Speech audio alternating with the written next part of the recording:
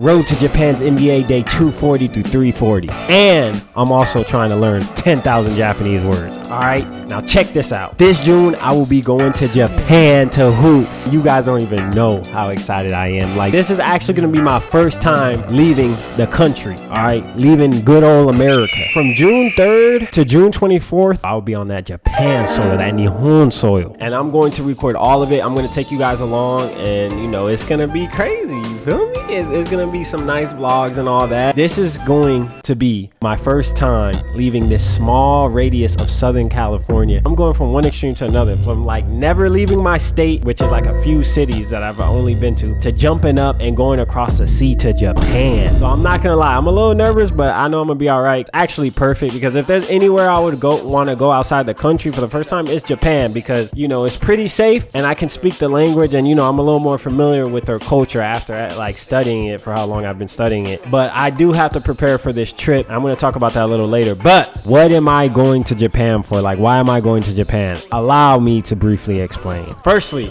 Coach Mike Acuna. Shout out to Coach Mike Acuna and the JSL, the Japan Summer League, for giving me a chance to try out for free. The JSL hosts a few tryouts once per year before the summer, and the best player in each tryout gets a fully covered free trip to Japan. I actually joined one of the tryouts, okay? And like I said, the winner gets a free trip to Japan, right? And on that trip to Japan, you get to practice and hoop in front of what basically, it's kind of like Japan's Drew League, the JSL. And so there's coaches and GMs and all sorts of people from the B League, which is like Japan's NBA. There's a couple games, they watch you play, and you know, they scout you, and you could potentially get a contract or something, or make connections or whatever, right? And now, I actually didn't win the free spot, but Coach Mike Acuna, he said I could still pull up. I just obviously have to cover the trip myself, and I'm okay with that, because I was eventually going to take a trip to Japan. So this is like a perfect reason and opportunity for me to go. I get to go with a team, you know, like a group. I get to hoop, practice with them, and see Japan and see more of the basketball side of Japan, I guess. And I finally get to use my Japanese. So it's really the perfect reason for me to go right now. The plan is to hoop, have a good time, make connections, and just make some overall great content. So that's the plan for this trip to Japan. Now look, check this out. I was gonna make this a long cinematic video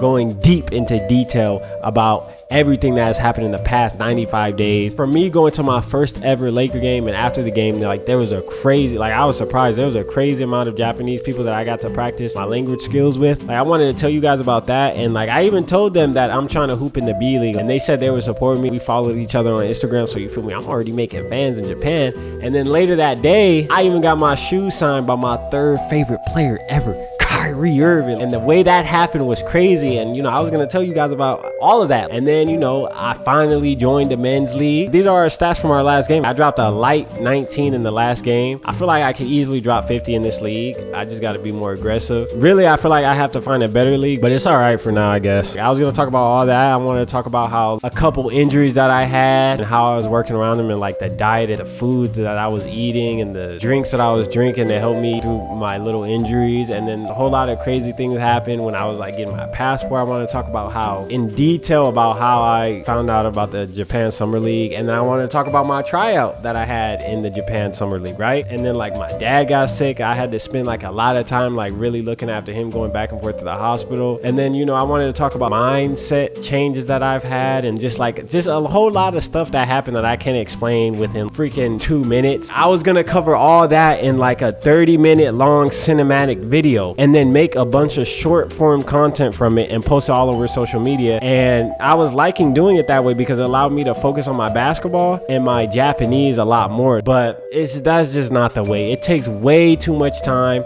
and I hate to say it, like we all know this, but short form content is king right now, and a lot of people are not really watching long form content like that. And even though I was gonna make like a bunch of, like I said, a bunch of short form content from it, it really doesn't make sense for me to invest that much time into one long video, because you know, you end up having to leave for too much time. And having a consistent presence on the internet is essential for growing your brand nowadays. Like, you know, it's not good for me to always be disappearing like I used to do in my older videos. Like we know this. But yeah, so that's really the end of the video.